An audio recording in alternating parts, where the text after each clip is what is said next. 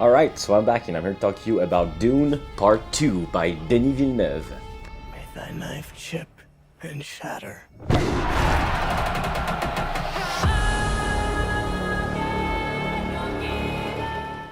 Don't forget to like and subscribe. I'm trying to reach 500 subscribers by the end of the year, so let's see if we can achieve that. Now let's talk about the movie. And yes, it's pronounced Denis Villeneuve. Denis Villeneuve. Why is it so important? Because this guy is a freaking master. I mean, ever since he made Prisoners and kind of like put him on the map on an international level. After that with Enemy, Sicario, Arrival, Blade Runner 2049. I mean, this guy's only been like doing great movies since since he's been put on the map. Also, all the artwork and posters featured in this video are from Nuno Sardandas. He's one of the best, freelance key art poster designer I know on Twitter. Really great guy. So go check out his website. That's darkdesign.pt. So it's time to see what was going on with Dune Part 2 after the first one and on a cliffhanger, which some people didn't really like, but I appreciate the fact that he divided the book in two parts. And now it was time to see where the story was headed. And jeez Louise, that was a freaking great movie. I fucking loved it. What an exceptional masterwork of science fiction, which is kind of like epic and intimate in scope. When it's time to have those quiet moments, those smaller moments, Denis Villeneuve always find a great way to convey the emotions on the screen. But on the other hand, when the big spectacle comes in with those fantastic action sequence with some of the best sound design I've ever heard, I mean, you're just completely like mesmerized by the spectacle.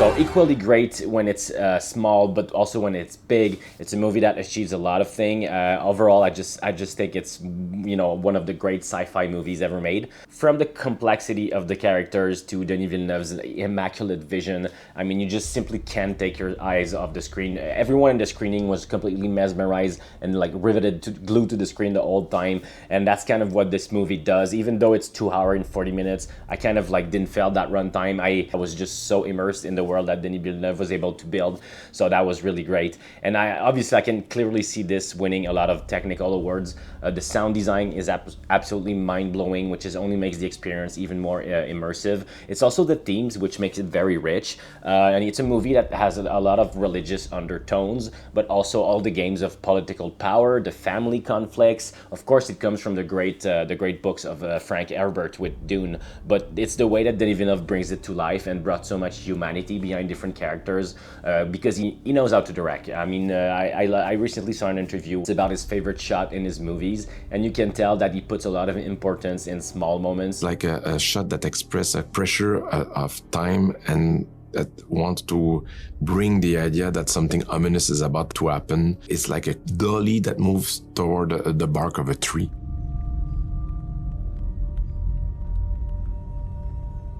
And it's like that pressure on the bark, that pushing on trees is one of my favorite shots of Prisoners. And that's why after the first movie, you start, you know those characters a lot more, and there's there's so many people, so many different planets. It would be easy to get confused by everything that's going on, but to me it was always very clear, very concise, and also always hitting the right note. I have absolutely very few or none complaints about the Dune Part 2. And yeah, I love that it finds a way to connect with the audience on different spheres.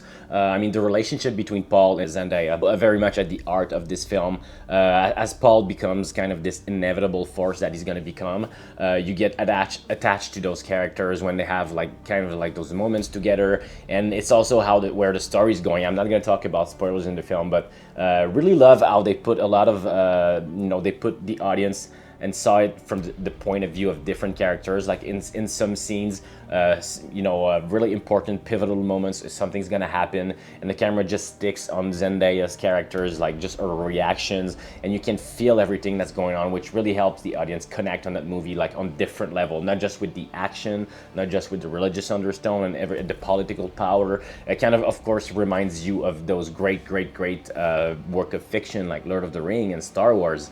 But it's the way that Denis Villeneuve is able to create that also puts them on the level of those films that I've just mentioned and those, you know, those great franchises. So it's so awesome that he's able to do those films because after the first one we weren't sure if we were getting a part 2, but we sure shit did. We got a part 2. We got a great part 2. So I was talking about the complexity of the different characters, and you know, just for example, I mean, everyone's been talking about Austin Butler as Feyd. He's absolutely psychotic, and just like rightfully so. It's such a great casting. You can just tell that this actor has a lot of range, and in this role, his physicality and his unpredictability kind of like made him fucking threatening as a villain, and I really love that aspect of it. I mean, of course, the Harkonnen sequence in black and white is one of the most talked about already scenes. It's a world you feel like you're living in, with the brutalism architecture, which is a key part of the production design, kind of with this dusty environment and the dreamy sunset.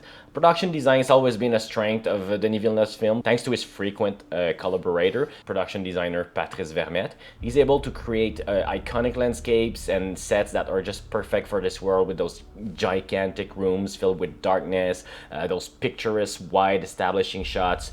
This movie just looks fantastic, and I love the world building in it. The first film had a very specific sepia color palette, which evolves more into this one in the accentuated orange-blue in the sequels, with the desert and the spice, the water of life playing an important role in the film, and you can see that reflected in the colors in the movie. Also, when there's a dream sequence, it tends to be a little bit more, you know, the colors are a little bit more saturated, more overwhelming in the screen. So there's also a lot of foreshadowing with the first film in terms of the visuals and the structure. So you'll see some shots in the first film kind of being reflected in that one, which I really appreciated. If you watch the first Dune before watching that one, that's really going to help you appreciate it. And in terms of sound design, I mean, there's no way to put this into words. The whole theater was shaking during the film, not only because of the action sequences, which you felt, you know, you were being part of, but also because of Hans Zimmer's epic score. Very rarely a movie sounded this good in the history of cinema, and I'm not even exaggerating right now.